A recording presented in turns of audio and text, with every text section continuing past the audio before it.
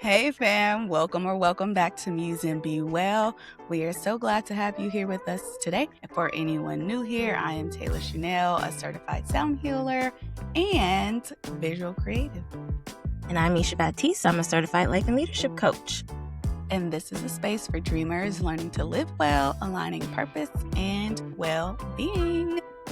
I can't believe I'm acting as calm as I am right now because we are discussing one of my favorite topics. If you know me, you can probably take a wild guess. No, it's not about reality, but that's coming up in the Muse Moment.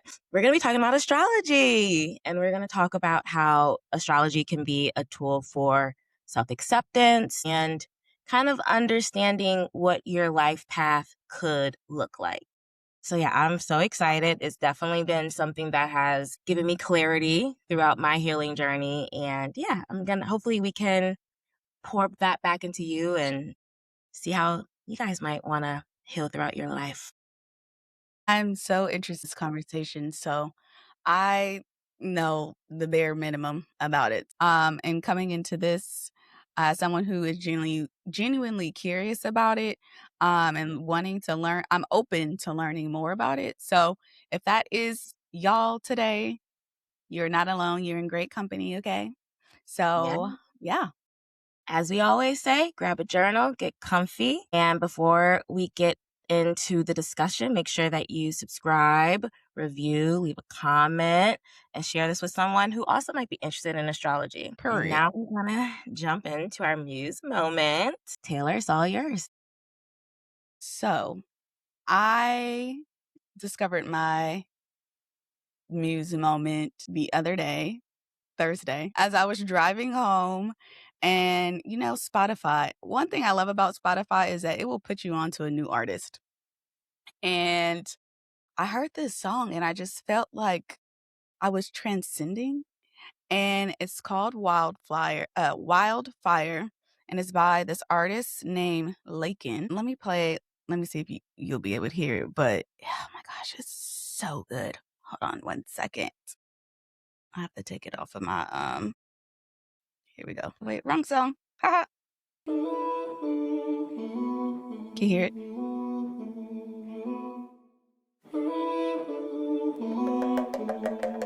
Sun dancing on my soul.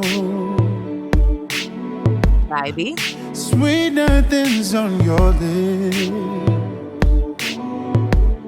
Moments we can't let go. Your skin looks so good, by the way. Thank you. Yeah, it looks so good. But yeah, I had that song playing on repeat on my drive back home Thursday night. And yesterday I was like, okay, well, let me listen to his album. And I had the album on repeat majority of the day. Had the album playing this morning as I was getting ready for the pod. And it's just so good. I put on Threads for anyone on Threads. I'm more active there than probably anywhere else. But I said that it just feels grown, sexy, has you in your feels, like it's soul touching. You can grind on your partner or sway with your partner in the kitchen while y'all cooking dinner or breakfast. Like it's that just type of album. It's so good. I didn't even say what the album was. Check it out. The album is called For All the Right Reasons, Volume 1. The song that you were just playing, what is that about? The song about? Honestly, I really don't know. It just sounds good. When I listen to music, I don't listen to the lyrics at first. I listen to the beat. I notice how it makes me feel. And then about down the road, then that's when I start paying attention to the lyrics. But I'm not like a lyric person first. I'm always like a beat person. I feel the vibe. And then if I love it, then I replay it. And I feel like Wildfire is going to be like one of the songs that I listen to on repeat that like helps me get through like a transition. That happened to me when I was working at a beauty counter and I was like a project manager and then I was transitioning to become a product manager. I was listening to this one song by Six Slack featuring J. Cole. I cannot remember the name of it to save the life of me, but I had that song on repeat for like 2 weeks, and it just like helped get me and push me through. So I feel What was like the name of it? Wildfire is gonna be that song for me. I'm sorry, what was the name of the J. Cole song again? Let me look it up because I cannot remember it. I thought you said it, my bad. You don't have to look it up. Mm-mm. Do you think that this has anything to do you remember how we did our, How Music Can Heals episode, and you talked about, like, the different hurts and stuff? Do you Mhm. think, like, that song, Wildfire, is there anything to do with that, of, like, why it's filling a way for you? I'm pretty sure. I'm pretty sure they're using some type of, I don't know which frequency they're using, but whatever frequency they are using, it's It's touching my working. soul. It's touching my soul. The song by Six Flags and J. Cole is called Pretty Little Fears. Pretty Little Fierce. Alright. Such a I good used to love me song. some J. Cole. Yes. Okay, what's your Muse moment, What's Misha? my Muse moment? Okay, I was thinking about this in the shower today because I was like, "Oh, wait, I need to have a Muse moment." Um, it's gonna be Sierra Miller, who we just completed this, season of Summer House, and this is the first season of Summer House I've ever watched. You guys might have heard my rant, a couple of Muse moments ago, and I just wanna honor the fact that this is a woman, I think she's, like, 30, maybe at the oldest 32, and she is being very vulnerable, as a Black woman, because a lot of Black women, I mean, outside of, like, the love and hip hop world, um, we don't get to, like, see, like, real vulnerability. We don't really get to see Black women make mistakes, crush on somebody and it not go well, be a really good friend and that friend betrays you, being an advocate for friend, like, it's just a lot that we're seeing from her, and again, you don't get to see that a lot from a young Black, well, you don't ever really get to see that from a young Black woman on Bravo, and with this being my first season, this is my first time being a part of the online commentary, and it's Mhm. very interesting how people project onto her. There's, like, a lot of Black women being like, "Oh, I could never do what I can't believe you went back to West after he played in your face." And I'm like, "I know y'all lying because I know y'all done spin the block a couple of times on your exes, okay?" I'm like, and it's just, like, because she's on TV doing it, that's Mhm. why y'all get to say that, but if we were to look behind what do they call it? Behind the hood into all of our love lives, we have been in situations we have spin the block, embarrassingly, you know? And eat Right like, here. so that's, like, what a lot of Black women are saying online, and then there's white women who are being like, "I don't see why, Sierra's so mad at Amanda, that it wasn't even that serious with her or Wes." And it's just like,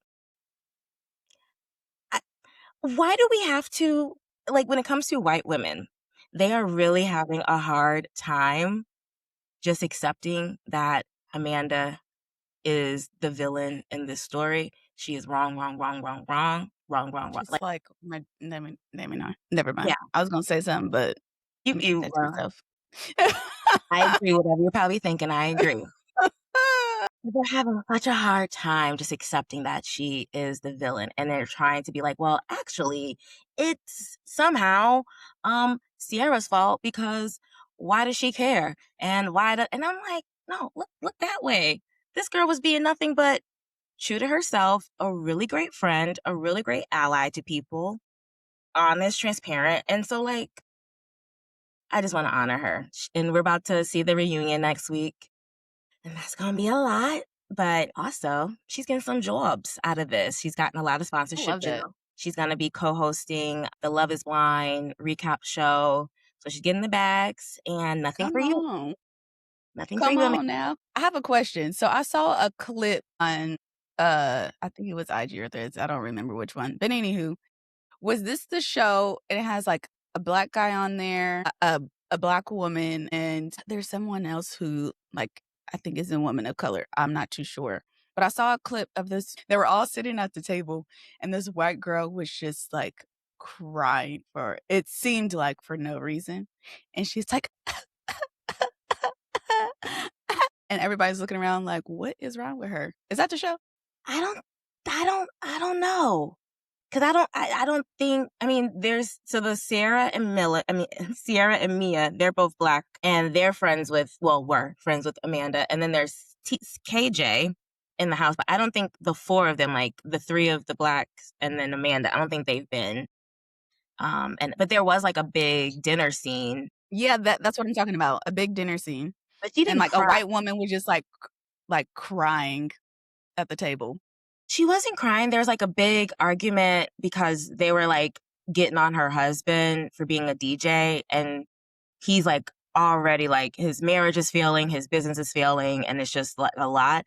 And so he goes a little crazy and says F you, because she's got like a smug look on her face, like, see, everyone thinks you suck. And so he says F you at the table. So maybe you saw the fallout of that, but I don't think she was crying.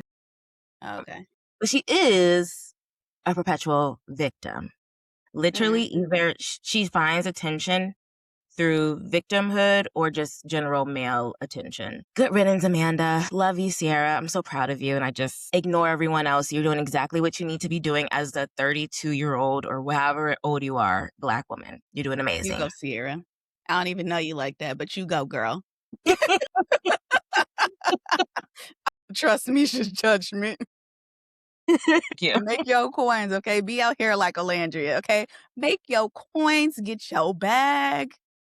You I can't, deserve. girl, I'm gonna have Alandria be our Muse Moment, because next week, y'all, by the way, next week is our season finale. Well, It okay, next is. 2 weeks. Yes. So I'm gonna make Alandria my Muse Moment for that one. But yeah, Okay, now getting the bag, okay? it's Getting now to it's it. time for our grounding moment, and I need to grab my essential oil. Oils. All right, now while Misha grabs her essential oils, y'all grab y'all essential oils, okay? I got mine handy on deck here. We're going to place a drop in our hands. Make sure whatever essential oil that you're using isn't an irritant, and if it is, then you'll need to use a carrier oil like coconut oil to go along with it, so you don't start breaking out and blaming me. Okay, I don't need them problems. But anyways, we're gonna make a tent with our fingers over our nose, and we're gonna do a deep inhale and exhale. Again, inhale and exhale. One last time, inhale and exhale. If you already have your eyes closed, keep them there. If not, gently close your eyes wherever you are, whether you're driving. If so, keep your eyes open, please. If you're at your desk, you're folding laundry, you're going around the kitchen, this is your invitation just to take a pause. And we're going to soften our shoulders. We're going to get the little kinks out of our neck. So if you need to rotate your neck, move it around, go ahead and do that. If you need to roll your shoulders back, create some space, do that too. I'm a little tense. And we're just going to unclench our jaw. And today we are going to be practicing triangle breath. So we're going to do 4 counts in, hold for 4 counts, and exhale for 4. Something close to box breathing, but not holding at the bottom. Let's begin. So inhale, 1, 2, 3, 4. Hold 4, 3, 2, 1. Exhale, 1, 2, 3, 4. Again, inhale, 1, 2, 3, 4. Hold 4, 3, 2, 1. Exhale, 1, 2, 3, 4. Good job. One more time. Inhale, 1, 2, 3, 4. Hold 4, 3, 2, 1. Exhale, 1, 2, 3, 4. Come back to your natural breath. Notice what may have shifted within. We're about to talk about self-understanding and self-acceptance, and both of those things start with being still enough to actually see yourself. So let's take one collective deep breath in together again. Inhale and exhale. All right, it's time to get to the meat and potatoes. Misha, take Yes. us away. Before we get into it, we have a word from our sponsors. Manifesting. No, I'm just kidding. We have a disclaimer because I know our audience, we are Black. And we might have, been told at some points that astrology is not of God, is demonic, or whatever it may be. So I just want to give you guys what my framing of astrology is. And the biggest thing that we all just need to, it's not a religion. It's nothing to worship. It's nothing to bow down to. It's literally just pattern recognition. It's been something that has been studied since the dawn The of test of society. time. And it's been people who have been tracking what happens when the moon is full or when the moon is disseminating, when it's new, is tracking what happens when a planet is in a certain place or when it's retrograding. It's just centuries long studies of what's happening to us on Earth based on what's happening in the sky. And the reason why I rock with it, even though I am a church girl through and through, is that, I just find it a little offensive for us to assume that God is not sophisticated enough to give meaning to the moon, to the sun, to the planets, to the stars. He is the creator of the entire universe. If grass means something, if rain means something, I'm pretty sure the sun, the moon, in all of its phases, right? The moon goes through phases and the planets have meaning. So I put it on the umbrella of just humanity through God. And just to give you guys a little grounding definition of astrology through my favorite public astrologer, Shani Nichols. Shout out to Chani app. What is it called? Delete CoStar, y'all. But let me just start. Delete CoStar, download Chani app. Boom. So astrology is the study Put of us how, on. huh? I said, put us on. Okay, I'm sorry. I didn't mean to distract you. No, you're good. You're good. Astrology is the study of how planetary activity mirrors and foreshadows earthly events. And so I know that there's also this predictive piece to astrology. There is some of it that's like, yeah, that actually, like a Saturn return, which I'll talk about a little later, right? A Saturn return happens to everyone between the ages of 27 and 29. And if you look back, if you're past that age, if you look back at that time, your life was either a wreck, you're rethinking everything, you're rethinking your career, your decisions, and you're starting to kind of redefine who you are as an adult. You're not in your head like, yeah. So that happens at that time for everyone. Whereas if, they're saying like Mercury's in retrograde and so it's going to impact people this way or the other. And sometimes it really does impact you. And sometimes you just ride the wave and nothing happens to you. So with that idea, I just want to ground us in it's free will, you know? It's a predictive of just this is what could happen. This is the energy. But if that doesn't touch you and you do something different, girl, I can't tell you how many times they've been like, girl, this is a good time for you to get a man. And I ain't getting no man. But I didn't try. I didn't try. I was like, okay, it's a good time to get a man.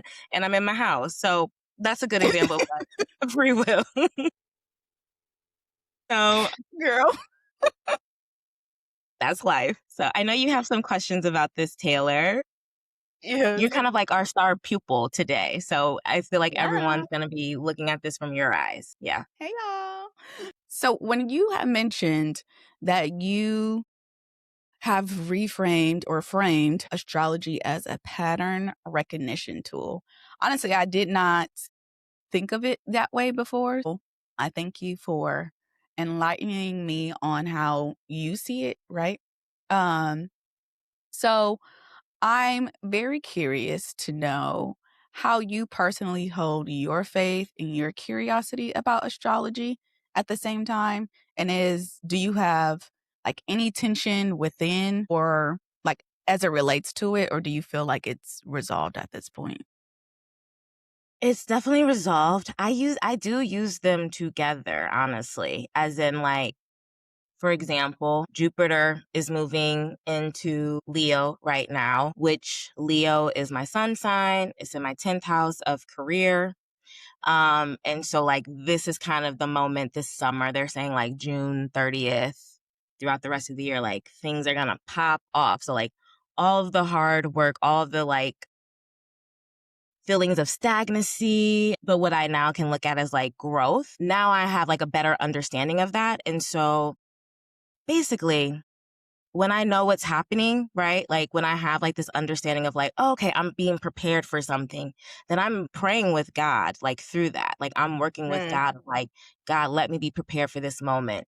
God, let me know what I need to do to shed whatever needs to be shed. God, reveal to me whatever is happening in that moment, right? Like I use it together because I really, it, it's, yeah, it's God is that period, right? And so this is just information that feels like confirmation for me. And so I'm like, okay, period. Okay, God, let's like figure this out together. So yeah, it's really a tool. I'm tracking with you. I have a follow-up question, but I'm going to say that to later because I know you're going to get into what is the meaning behind Jupiter and Leo or Leo and Jupiter. Anyway, as I said, I'm still learning, y'all, okay? But my next question to you is, what would you say to a Black woman who is genuinely interested but feels guilty or conflicted about looking into astrology as, you would say, a pattern recognition tool? Yeah, I would look at like, I would start with them questioning why they might be hesitant, right? Like, I think a lot of that is like handed down through church or parents. So one, consider the source and like check in with yourself if you actually agree with that. Like what are your thoughts, right? Like if you just kind of separate what other people say about it, right? And you just kind of, because if you are curious about it, then you should explore your curiosity.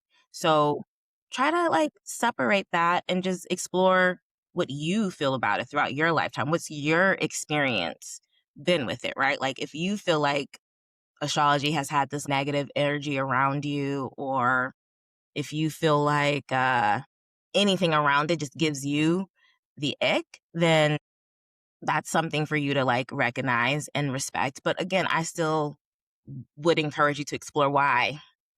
Why? But again, that's only if you're interested in it, right? I would just get curious and ask yourself some questions. What do I feel like is true about what's been told to me? What do I feel like is true about astrology? What's been resonating with me about it? What's not resonating with me about it? And then just kind of come to your own framing. I feel like the last piece of the puzzle for me when it came to accepting astrology holistically as a Black woman is talking about it with my parents. And apparently in the 60s and 70s, astrology was really big then. And like there were astrology books that my parents engaged with. There's a astrology jazz album that my mom shared with me.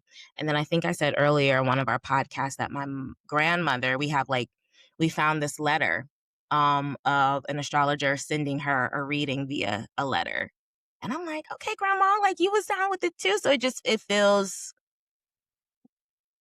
a part of the lineage, and it's something I picked up really easily. I think with ADHD, I just am a pattern recognizer. It works for me. Yeah. I love that. You had said something about having people to ask themselves why. I feel like that's a deeper thing that people should I'm going on a small tangent, but I'll come back. Sure. Go for it. I feel like a lot of people should ask themselves why as it pertains to a lot of things in their upbringing, right? Not just astrology, but just other things. Like, are you of the same belief system as your parents when it comes to certain things or certain topics, right? Now that you are a grown adult, figure that out. But anyways, that's just a little tidbit that I just wanted to add. But yeah, okay. So my next question for you is, what is your take on something having meaning and something having control over you? Because I think when it comes to, I'm going to dial down to horoscopes, which is a part of astrology, but like a very small niche of it. I think some people can find themselves being very attached to that, or like it may control them or whatever it may be. But can you just talk more broadly about what that means for you? So, when on the note of horoscope's kind of like the day by day kind of like reading. The one I just want to name that, like, I think a lot of us grew up reading our sun sign horoscopes, and I can't, like, the times I've read it and been like, that ain't got nothing to do with me. It's because you're looking at the wrong sign. You should be looking at your rising sign, because that's the one that informs that daily horoscope for you. And the reason why the rising sign is a thing is that, how do I explain this? The natal chart is broken down into 12 houses. And each house has a meaning that relates to your life, right? Like career, community, partnership, so on and so forth. It all starts with your rising sign. So whatever your rising sign is in the first house of self, and then the rest of your chart is kind of based on where your rising sign is. So that is why wherever the planets are that day is like based on your rising sign, not your sun sign. So that's one thing. If you're ever like, this don't relate to me, it's because you're looking at the wrong thing. But also, it does just go back to free will. There are some days when I wake up and I look at the Chani app and I'm be like, yeah, that makes sense. I needed to hear that. And sometimes I'm like, girl, that is not my life. That must be for somebody else. It's your life. Like nothing really has control over you unless you consent to it, right? Like you a grown person. So it's really just guidance for me. Like 2 weeks ago, I had like a situation that I wanted to talk to a friend about. And the day that I was thinking about doing it, they were like, this is not a good day for you to be having tough conversations. And I was like, period, period. And they were like, wait until like Thursday and Wednesday or Thursday. And Wednesday was the day that I was like, I'm open to doing it that day. And she called me and we talked. And it was a good, not contentious conversation.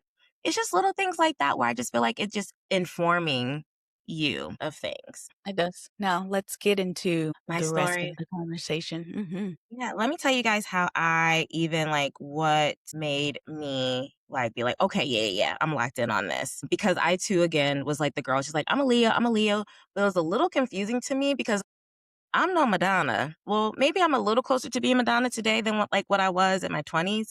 But in my growing up, like really shy, really like, no, like not me, don't look at me kind of thing. I wasn't attention hungry, anything like that. Like knowing that Halle Berry, J-Lo, Madonna, like those were Leos, I'm just like, I don't get that. But my bestie, Ange, we've really grown up together. She put me on to like, oh, you got to find out what your rising sign is and your moon sign. And so when I found out that my rising sign was Scorpio, which is like, they're really observing and quiet at first and can be a little intense and like all of that. I was like, oh, that's why I'm a little shy in the beginning. That's why I'm a little standoffish. So that was like kind of like the first little thing to like help me understand, like read something that helped me understand and give meaning to why I am the way I am. Really just kind of kicked off my curiosity. And then COVID happened and I'm on TikTok and all the astrologers on TikTok are. And I'm just like, oh, okay, that's cool. But I'm no one to just like take sources from online. But again, with the same time that COVID was happening was also when my Saturn return was happening. So I was like, educating myself a lot, asking myself the questions of like, does this actually serve me? Why do I believe this? What are my actual values? But also my biggest question was like, who am I? Like, what am I good at? What is unique about me? Like just me, right? Like without all of the other influences, like who am I? And through watching on TikToks, I was like, oh, maybe like astrology is a way for me to kind of figure that out. So I got a reading and now she's my astrologer. Shout out to Lumi. And she kind of blew up. No, she kind of blew up my world. In what way? Because she was naming things career-wise for me, personality-wise for me, that I had always felt internally. But I just, you don't know for sure, right? Like, I feel Yeah. like it's like when you're 10 and you're like, oh, I'm be a singer. And it's like, well, I guess, So that was kind of like my thing. I did feel like I was a star. I did want to help people and be some type of coach.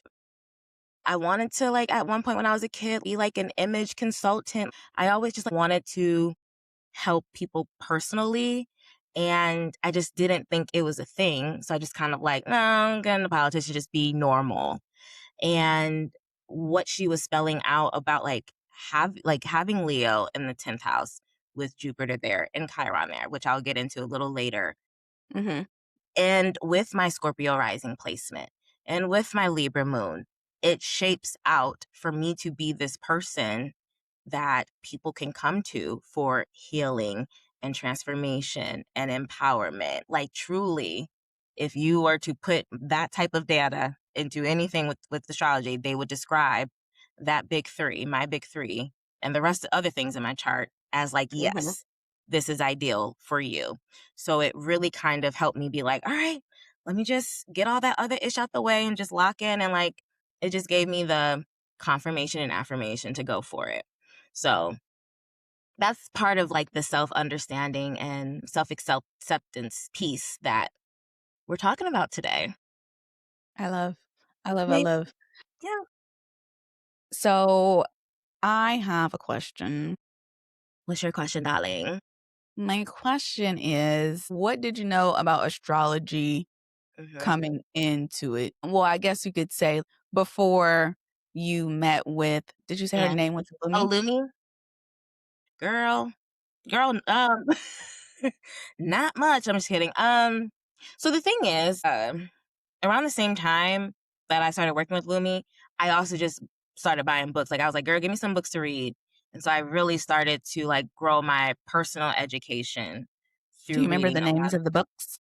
moon signs, 12 houses, sun signs. There are a lot of books for free on Kindle. If you have Kindle Unlimited, Mm. there are a lot of books on just like Venus, like literally like planet specialties. There's also a book called Planets and Transits, a lot of stuff. It's like for most astrologers, it's like a lifelong study. Y'all never don't buy from someone who's like 20, 25, who's an astrologer. Don't do that. Because they don't got the experience. They haven't even gone through their own Saturn return. They don't have the experience. They just like kind of just, it's all based on like archetypes that they just kind of like spell out. Hmm. So, but going into that, it was just the big three. And I feel like I'm still kind of pulling back the onion of understanding of certain things. I feel very clear on the Scorpio rising piece and the Leo sun piece, still trying to like unpack what it means to be a Libra moon. But what she taught me is, for example, you can do like a solar return reading, which is like a reading for your birthday. And so she asked me, like, where do you plan to spend your birthday this year? And so, like, DC was where I was. And so she was like giving me kind of like an idea of what my year would look like based on my solar return chart. So never knew. I was not transits girl of like, and transits is basically the day by day of like Mercury is in your fifth house kind of thing. I didn't know all about that. And so she just made it a lot bigger, made it a lot bigger for me than just like the little piece of just like, oh, this is my big three. I never knew that there's like a solar return reading. I'm learning so much. I wonder what's coming up for you. Like what's So when you said that, so actually I had my cousin send me a picture of a book. So she has this book that is called The Element Encyclopedia of Birthdays. And so it's Know Your Birthday, Discover Your True Personality, Reveal Your Destiny. And so the book has a meaning to every single birth date throughout the year. And so when I was reading the book, I was like, and I went to my page, which is November 4th.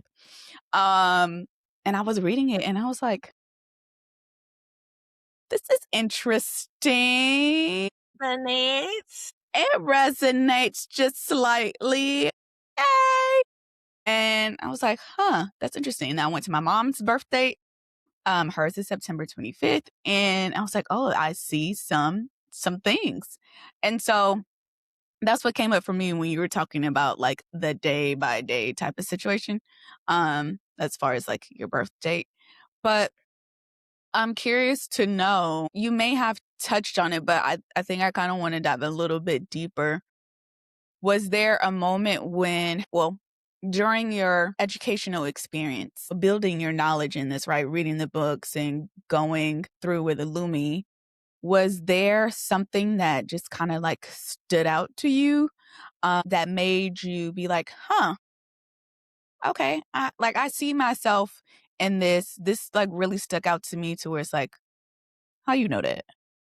That's the thing where, like, when people are kind of like, ugh, astrology, I'm like, child, wait until you understand your chart because everything resonates. Like, everything is just like, during the part of the reason why I was going to see Lumi around that time too is that, like, my life was kind of flipping upside down and I was like, transitioning careers. I got fired. And I'm just like, what's happening? Why is life so hard right now? And she was like, oh, girl, I I need could to have see told you Lumi. that. I'll give you her. She was like, girl, I could have told you. I think I was having either like a Pluto. I think Pluto, like, so with Scorpio rising in my first house, we are the Pluto generation, which we talked about. So that means Pluto was in Scorpio when we were born.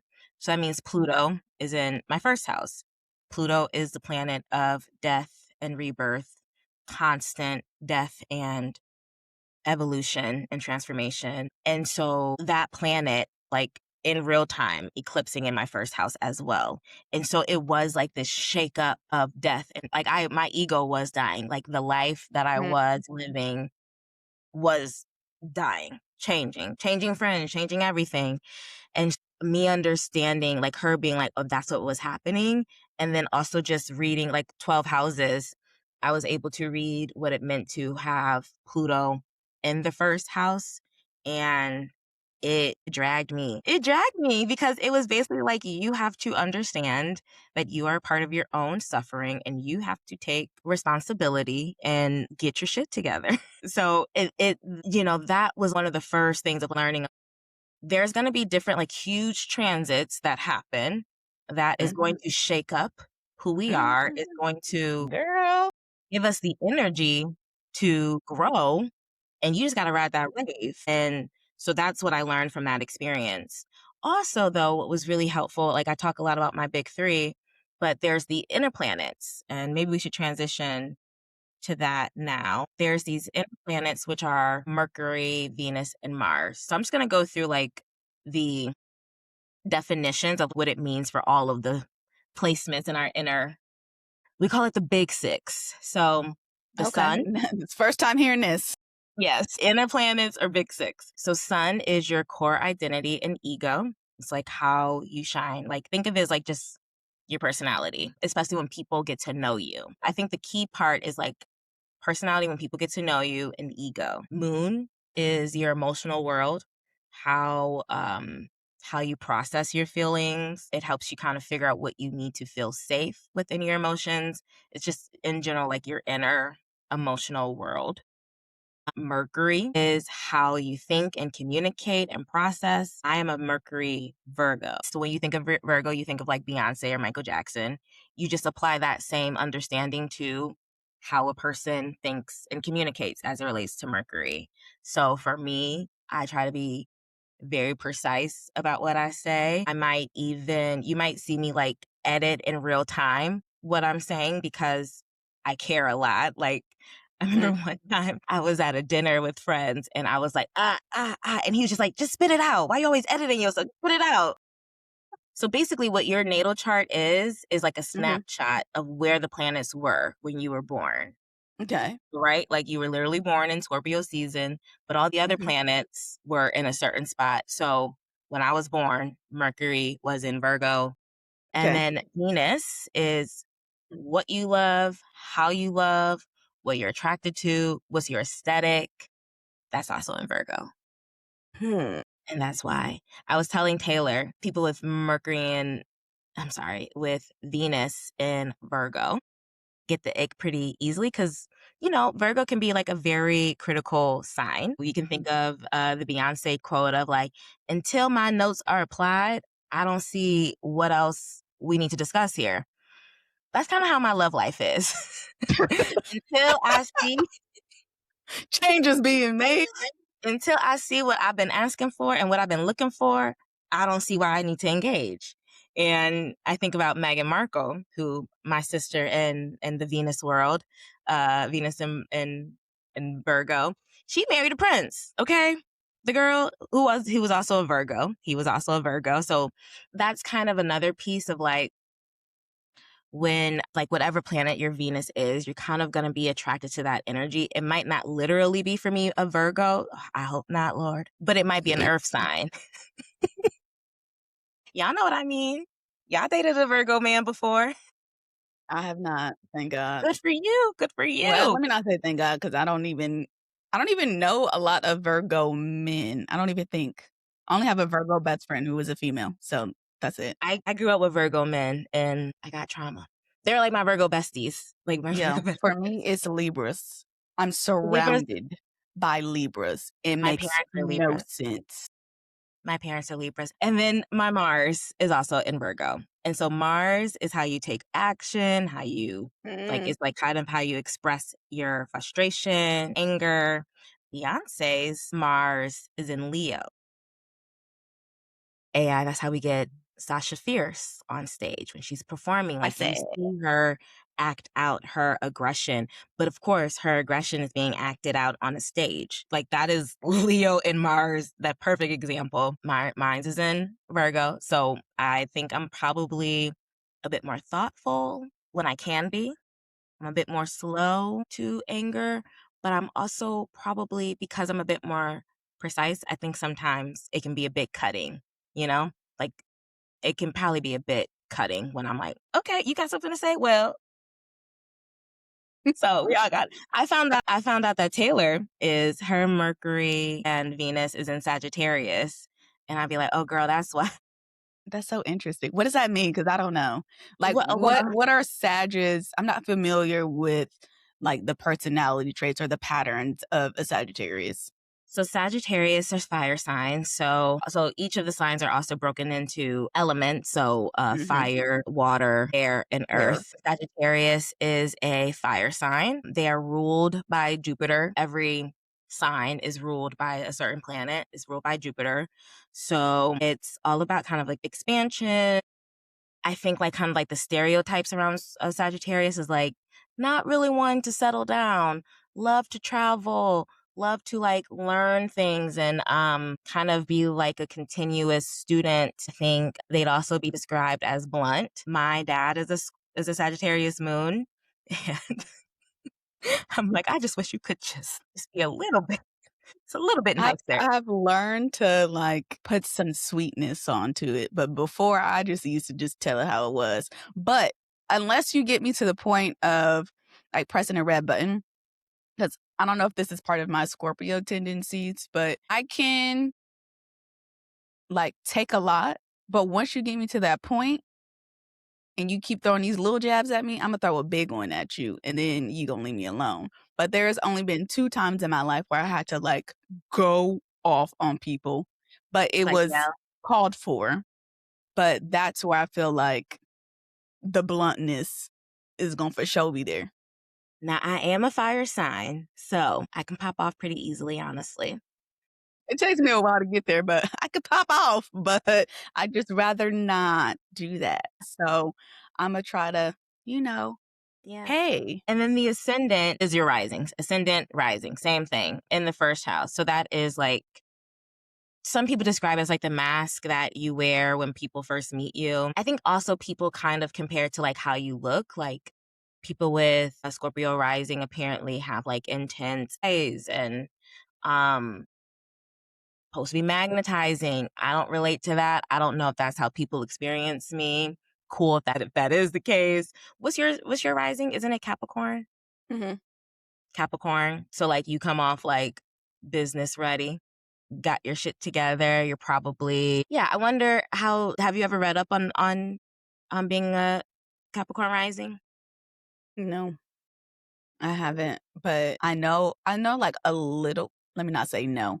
Yes and no. I know that Capricorns are known for being about like their business. I know Michelle Obama's a Capricorn, Issa Rae's a Capricorn, and those are two women that I look up to, and both of them are about their business. Okay, get into the bag. How we gonna uplift and support our communities, and just taking care of people. So those are things and qualities that I identify with. I just want to name that you should really take advantage of that being what people see when they first meet you. Like, I can imagine people first meeting you being like, oh, this girl's got her ish together. She's hardworking. Like, whatever you're however you're showing up, like, they are reading that probably as someone who's responsible, reliable, and like grounded. And so take advantage of that because I'm sure people will be like, oh, let me hire her to do this. Let me hire her to do that. I'm just saying. I have a best friend who is a Capricorn rising, and yeah, she comes off like intense and like kind of like a mama bear.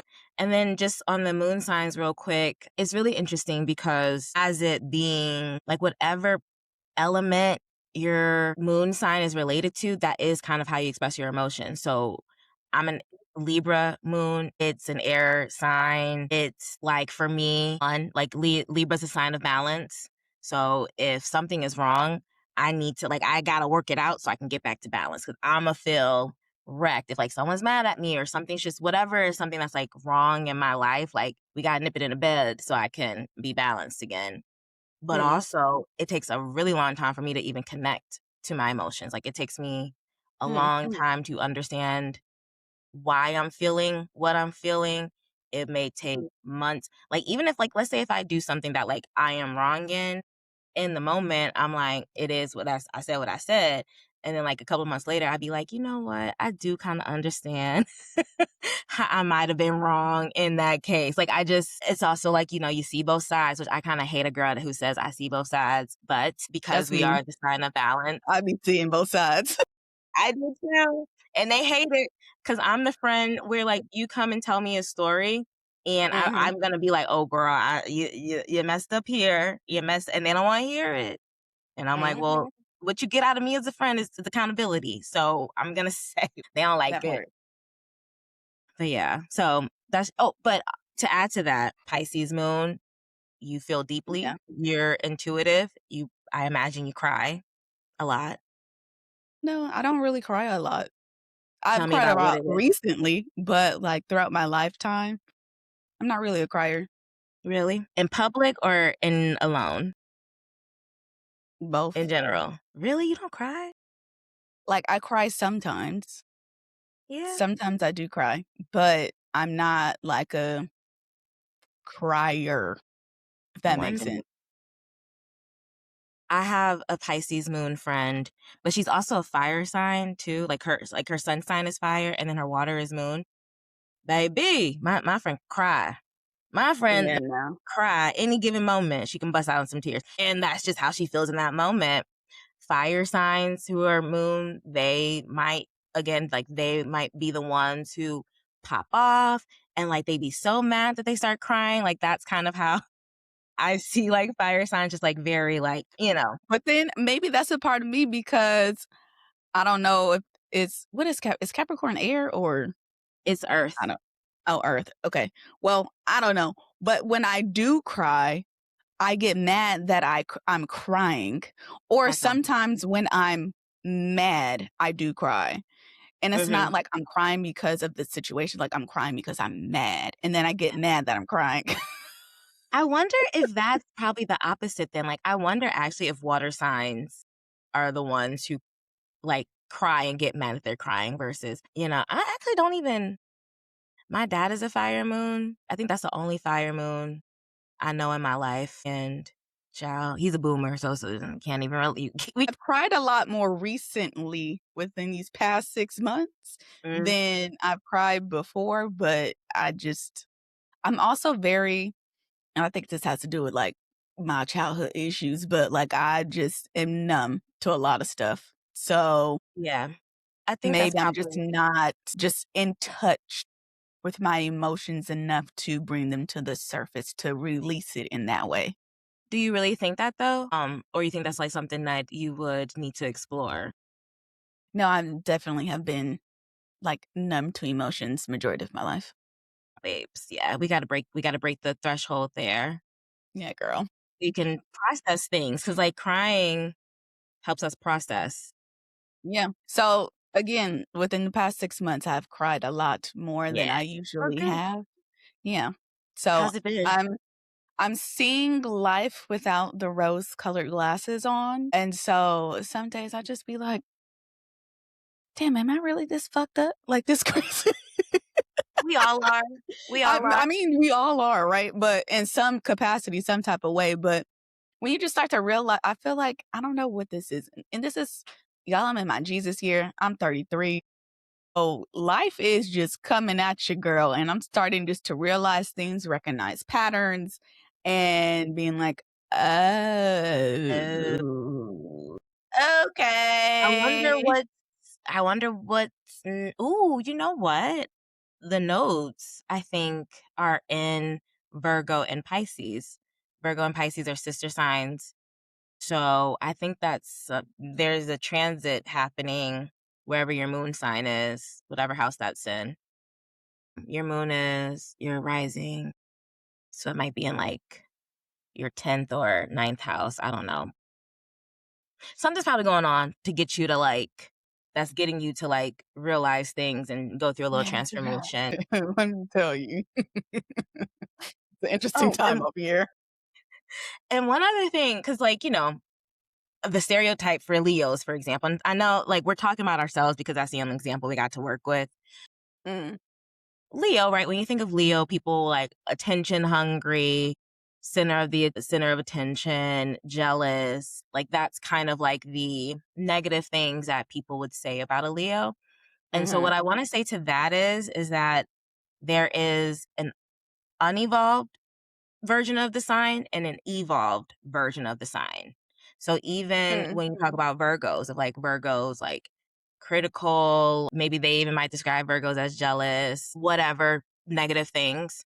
If mhm, that Virgo tries to heal and get rid of the negative aspects, then they become a evolved Virgo. And when you're an mm, evolved Virgo, that's when you are a helper.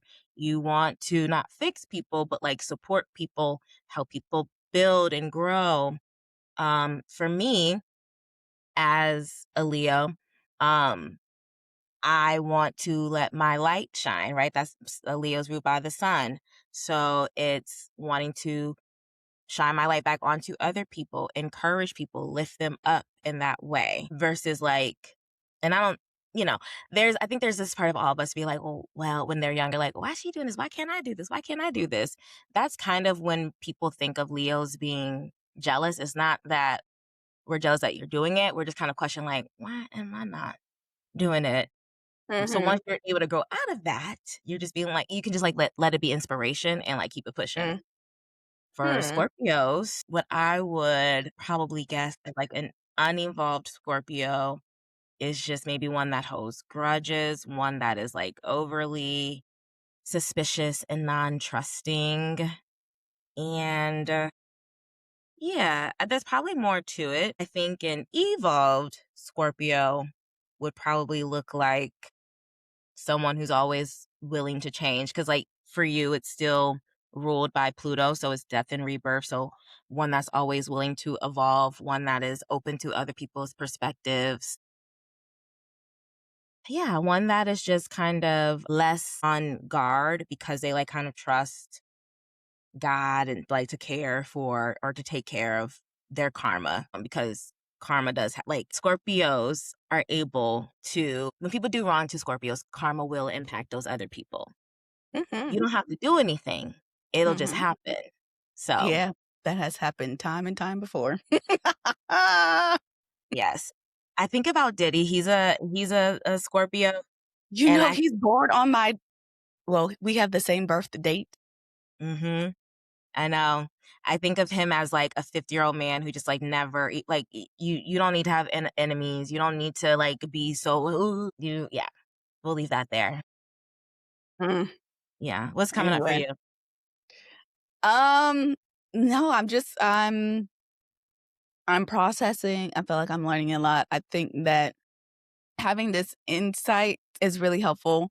You're not the first person to bring up like a natal chart to me, but every time they're like, "Oh yeah, your 10th house is in blah blah blah, and your 7th house is in da da da," and I'm like, "I don't know what the heck you talking about. So can you break it down?"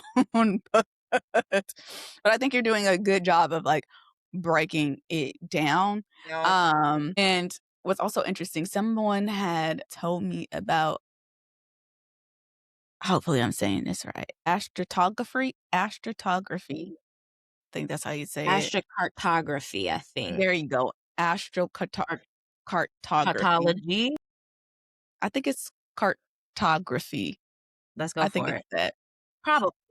Because it is connected to like Yeah, geography. yeah, it's like connected to geography. And so the woman who was telling me about it, her name is Zan actually. And she was saying that based on, I think she did one for herself or like had it done for her, something like that.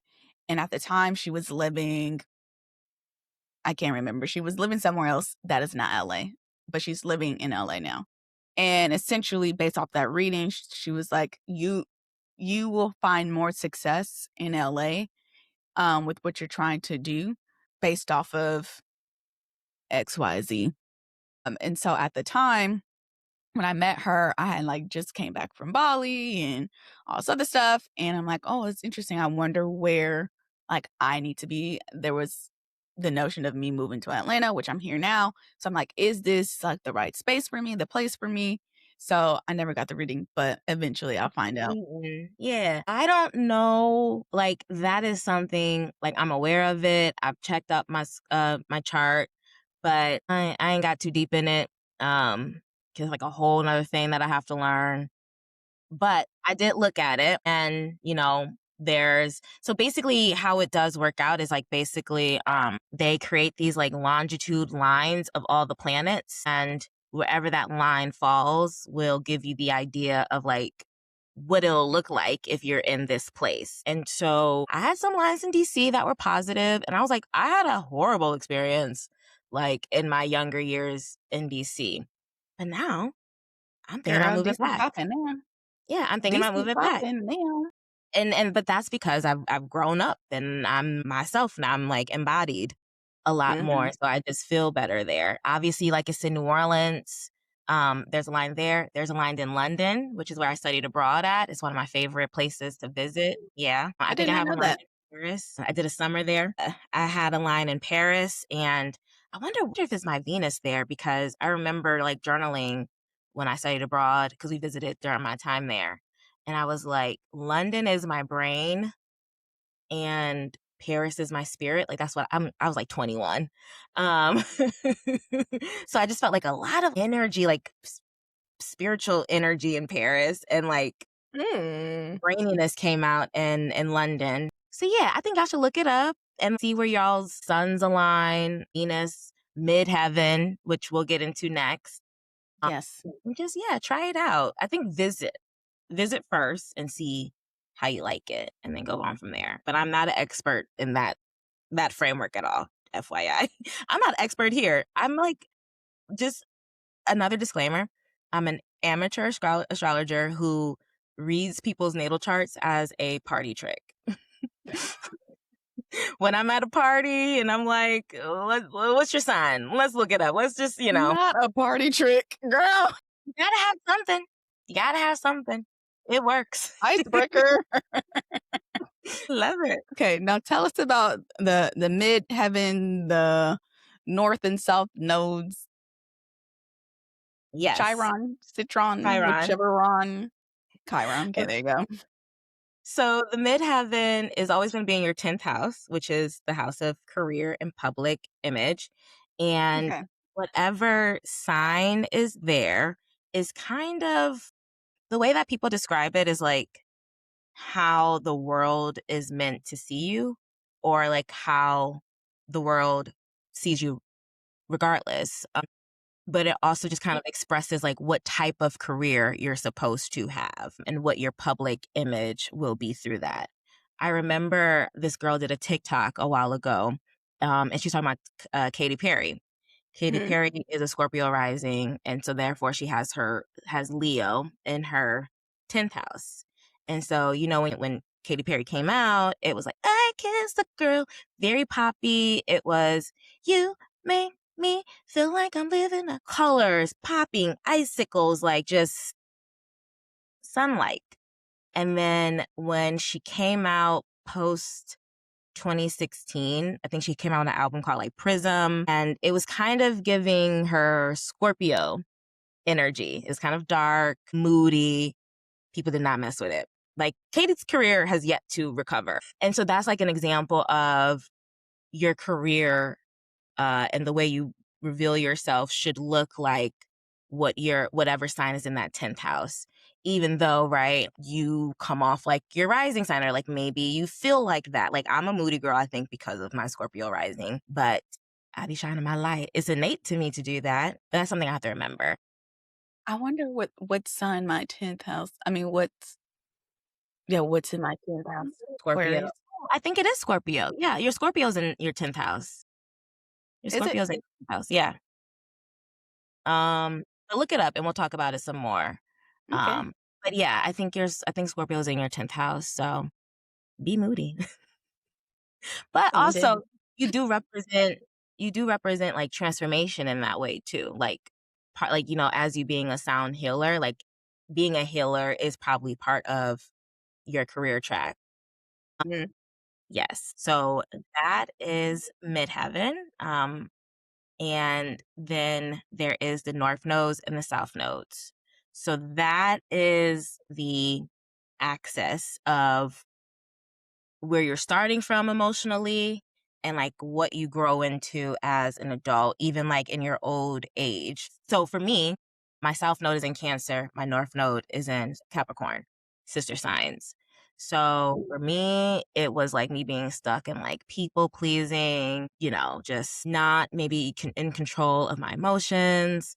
Just, I don't know, just kind of either baby energy or nurturing energy, just kind of being like a side nurturer for people. Whereas what I've learned that for Capricorn, and this is like as I'm building, like I'm learning this after me starting to think through what Become Your Own Muses and building it and all that stuff.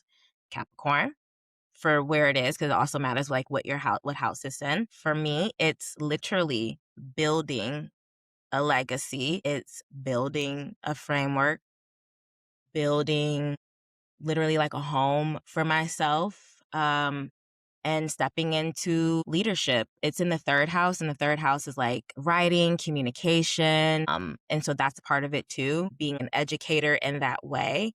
And I was like, oh, that's another example of like something I'm already feeling and like getting confirmation there. Like, okay, I'm doing the right thing. That feels good to me. It does make sense for me to be moving in this Capricorn direction, just of like where my mindset was and what I was feeling needed to change. I don't have to force that. I'm just now just like on the track and allowing that to be. So, example there of the North Node, South Nodes. I really wish we had your chart. You try to pull it up real quick, maybe. But yes, any questions there on that? Now, I would just want to know what mine are. I feel like Yeah. I'm in this interesting transitional period, and honestly, I just been asking God, what are the lessons that I need to learn in this season that can propel me forward, and to release the fear from the forefront in order to move in his purpose, right? But I think it's also important, side tangent, but it aligns with the topic about like pattern recognitions. Remember I told you did the 6-week course at church.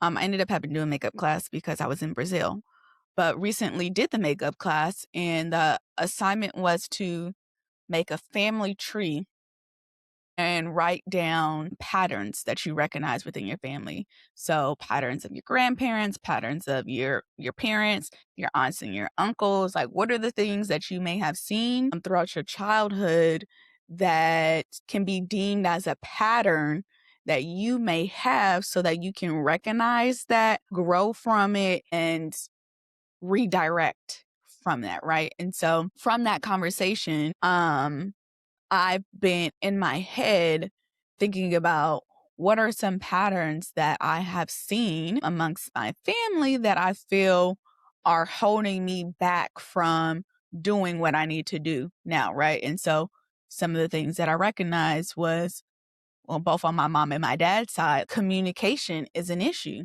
People do not like to express how they feel. We're very silent. You know, there's my great grandmother, she is very passive aggressive.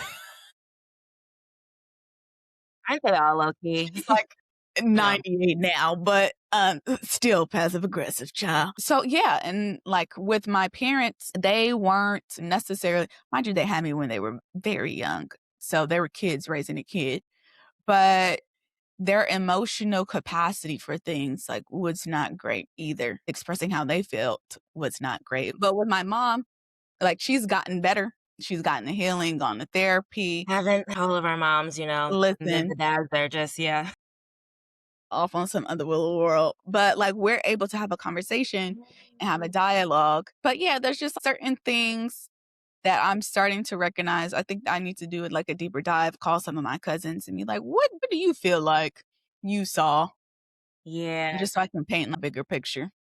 So I'm actually looking at it and it kind of is you so your North Node is in Sagittarius in your 12th house. 12th house is the house of the subconscious, the things that are underneath the surface that you have to do some shadow work to bring to the surface. It's kind of the things that like they're there and we just don't even know it's there until you realize it's there. But when I'm reading, I'm just going to read this little sentence. With your North Node in Sagittarius in the 12th house, your soul's purpose in this lifetime is to expand your horizons beyond the physical realm and embrace the spiritual. Your destiny is to explore the unknown, delve into the mysteries of the universe, and discover your true spiritual nature. And they're like, sounds like a lot, doesn't Girl. But I think that's kind of what you're in the process of doing, like, you know, Yeah. with your spiritual journey with church. I also just, you know, you went to Bali.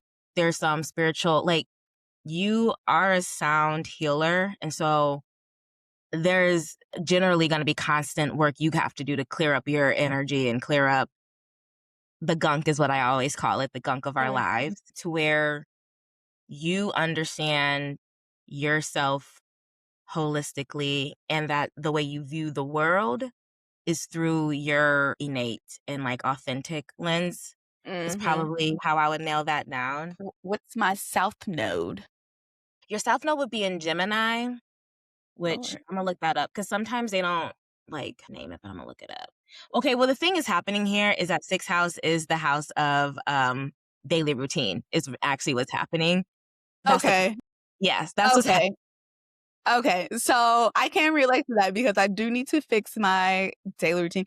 I'm trying to figure out what makes me feel good. I'm also the type of person where I need change a lot. So I cannot do the same monotonous task every day. I cannot do it.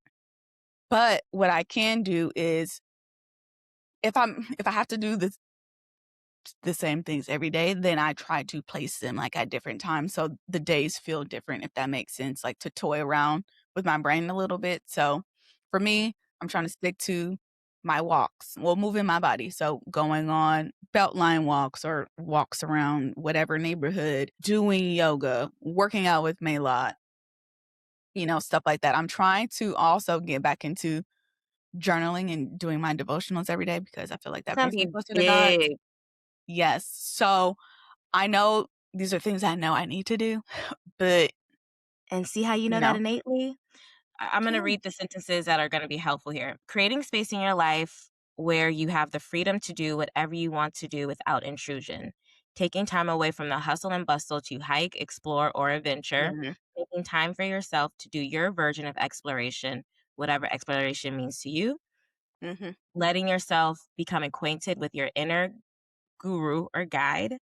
and realizing that you have inner wisdom that can provide balance to your daily life. Yeah. I'll leave it there. Yeah. Yeah, that speaks to me because that's something that I'm literally working on today in this moment. And it's so funny because when we do take our break, from the pod or after this season, I'm going to go on a social media cleanse Please. and just like take a step back. Yes. Like I'm starting to tap in more with myself, doing the walks, moving my body, things of that nature, like cooking dinner more often, Mhm. turning on the music and then vibing around the house, like exploring different things. So that is something that I need to do. I'm just trying to get back to myself. There's been multiple times, 5 different people have told me that I just need to slow down. And so that is something that I'm trying to learn how to do and try not to do the most because I have the tendency of doing the most at one time. And I'm trying to get used to my body not operating in that space anymore. I'm used to, in the workforce, corporate life, you're like, but you also want to make sure that you are creating space for yourself. So it's the chaos of corporate, the chaos of like trying to build something and all these things. And it's where do we find the balance? How can we plan and strategize a little bit differently? Not everything has to happen within a certain amount of time frame. Like, how can you break a big goal down into small bitsy pieces? How do I project manage that, right? Break it Yeah. down like my life sometimes now. Like it's breaking down into weekly sprints and I categorize it and all the things. And so like it's taking me time to get into a groove of that. And I'm just telling myself like that's part of the process. And I think for me, a lot of times, like I like to get it right. I'm very much so, I need to get it right, got to do the things so that we can like keep the train going, right? Like I'm always trying to do something, I don't want to say fast, but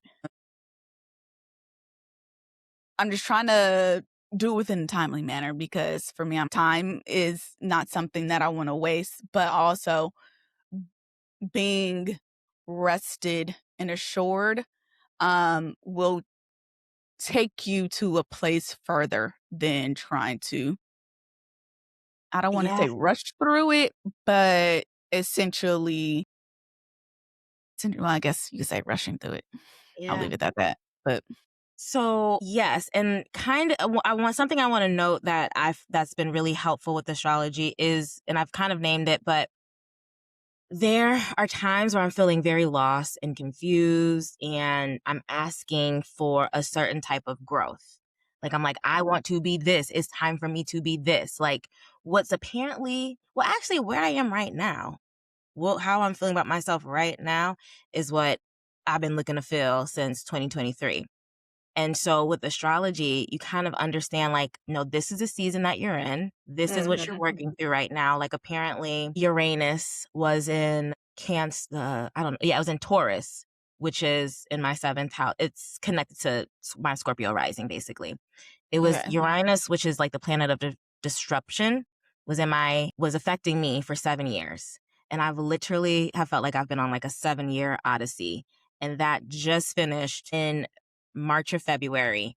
And I have actually felt the energetic like release from that season. I know I'm stepping into a new season. And that the way that they have described it is like those 7 years where you preparing yourself, getting the gunk out, healing, making mistakes, learning from mistakes, maturing, blah, blah, blah, blah, for this moment. And so for you, actually, Uranus just entered, is now conjunct. And conjunct is like when 2 planets are in the same house or same sign. It's now conjunct your South Node, Uranus is. So you might want to, and it's also in your 6th house. So you might want to chat to like see what that means for you. It's a good thing for me, but I don't know how it's going to be for you. Like Taurus was bad for me. So I don't know how it's, But yeah, let's move on to Chiron, because that's also really important. Yes. So Ciao. Chiron, it's a lot. It's a lot. Girl. Okay, come on. Let's go to Chiron. Which one? Chiron. Chiron. Okay. So Chiron is a wounded healer, and it's basically that that deep wound that will become your gift, right? It'll become the thing that you can probably teach people to heal from, or just be something that you've championed, like you've beat. And yeah, it's for me, Chiron is in my 10th house, Leo. Midheaven's there, Jupiter's there. I'm gonna get to Jupiter, but Chiron's there. Again, it's public image. So for me, it's visibility. As I mentioned earlier, I like to hide. I'm no Madonna. I'm not trying to be in the spotlight. Wasn't, but I'm trying to use my voice, basically. And so through the years, like these last couple of years of me becoming a business owner, and like I be doing little TikToks and I'm like, I don't like this. And even like with us, when we do our clips, it's so weird having my face and voice like pop up on the internet every couple of days. Like that is so weird for me. But the Yeah, only same. way I heal that visibility wound, and the wound came like it literally is a wound of like people wanting to like have dim my light when I was younger, telling me to like, no, and all that stuff. So then you do just make yourself small. And so you're not threat, you know? And so I've had to get over that and just show up. And so like these things right here is how I'm healing that visibility wound. But Yeah. it was something that has and is impacted me a lot. Yeah. Your I can relate to Chiron. that, honestly. Yeah. Well, so for you, real quick, again, your 10th house is in Scorpio where your sun and Pluto is. So that's career. So for me, when it comes to Pluto being there, that's identity issues. That's me like figuring out my identity. For you in the 10th house, it's career, like that birth and transformation of figuring out what your career is. But it's also you get to teach people how to heal, how to transform, how to, if that's what you feel like is right for you. That being there, you'll be that transformative figure for people. And then your Chiron is in Leo. Hey. Oh, maybe that's why you got a visibility one too. But it's also in your 7th house of partnerships. This is so funny. 7th This house is of mean. Oh my gosh. house and partnership, like, so it's romantic and like business collaboration. And Okay. so that's probably like whatever that looks like for you, visibility and love, or maybe revealing yourself, letting your love like letting your light shine.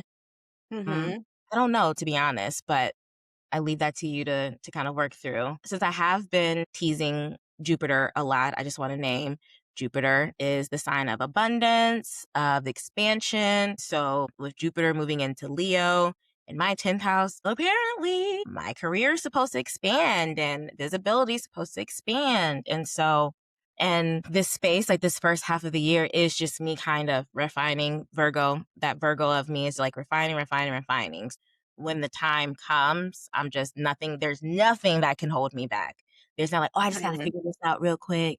No, I just gotta be ready to jump and to roll with it. And so Jupiter's about to be in your 7th house, so maybe you're about to maybe find some love, or maybe Oh, maybe find it's like my man. maybe it's also like another business collaboration. Like it can be one of those things. I'm gonna learn some things. I'm going to try to. I'm gonna ask Chat or Claude to read me my natal chart and tell me all the things that I It's a maybe. lot. Because even like with your telling me now, like I'm taking it in, trying to retain it, but it's just a lot of information. It is. It is. You're gonna have a fun time editing this. Ciao, ciao, ciao. That I am. You are. Well, Misha, you have taught me so much with this episode, and I feel like it's something that maybe I needed so that I can continue forward and have a better understanding of who I am, because right now I'm just in a space of truly understanding me and what are my needs, what are my wants, not what other people are projecting onto me, right? And so really taking that time, and I think we talked about this in a couple episodes ago, the reparenting yourself one was, I mentioned that I need to take do that again, right? Taking a step back. I'm not going to go ghost on people this time, but but I will like take a step back. I may be slower to respond, but just taking that time just to love up on me. I think just the things that have transpired, I don't think that I gave myself enough time to truly heal and do the things I need to do, like being in survival mode. So I'm actually really looking forward to taking this time and for myself to be better able to understand. So I think I will utilize this as a tool of pattern recognition as I continue this journey on just loving up on myself some more. I'm so excited. It kind of sounds like you're becoming your own muse, like you're kind of doing that next level of it, figuring out who you are authentically. And I'm excited because when you do spend this time to just work with yourself, that is how you become the woman that you want to be and are meant to be. So, yay, Taelor! Yay, me! Yay, everyone who's watching. Ask us questions if y'all have any clarifying, or if I was wrong, y'all can tell me I was wrong. But let's get into our Be Well RX, your dose of upliftment to carry you on throughout the week. So these are your affirmations for this episode. The first one is, I am not a mystery to be solved. I am designed to be understood. Period, point to the blank. All right. Second one is, I give myself permission to accept who I am, including the parts that surprise me. The third one is, my wounds are not disqualifiers. They are part of my purpose. Amen. I'm starting to believe that. And the last one is, I have free will. I am not ruled by anything outside of me. Say them out loud, write them down, whatever you got to do. The more that you say them out loud or to yourself, the more that they take root. And then, yeah, the journal prompt is one. Pull up your natal chart. You can go to astro.com if you want to pull it up that way. And yeah, look at your chart, look at your sun, your moon placements, and go to chat, go to Claude, and have them break that down for you and see what's resonating with you. See what are the aha moments for you. Look up the North Node, Midheaven, and see if something's like been uncovered through that, right? Like maybe there's something you've been suppressing and it's being revealed through these things that like, oh no, that is meant for me. Do that and journal on like what's resonating and what's been uncovered, and let me know. Y'all never let me know. Let me know. Y'all, thank you guys for hanging out with us today, talking about astrology and talking about our own healing paths and self-acceptance. We hope that it has been insightful for you all, and share this with your friends if so. That part. We want to hear from you. Like Misha said, tell us what your big three is. Misha can tell you all the rest of the things, okay? I will not. Or chat or Claude, whichever you feel inclined. But drop it in the comments, send us a DM, follow us on Instagram and TikTok at Muse and Be Well, so that we can just keep this conversation going. That's right. That's right. This has been Muse and Be Well, where we remind you to trust yourself, stay grounded, and be well. See you next time.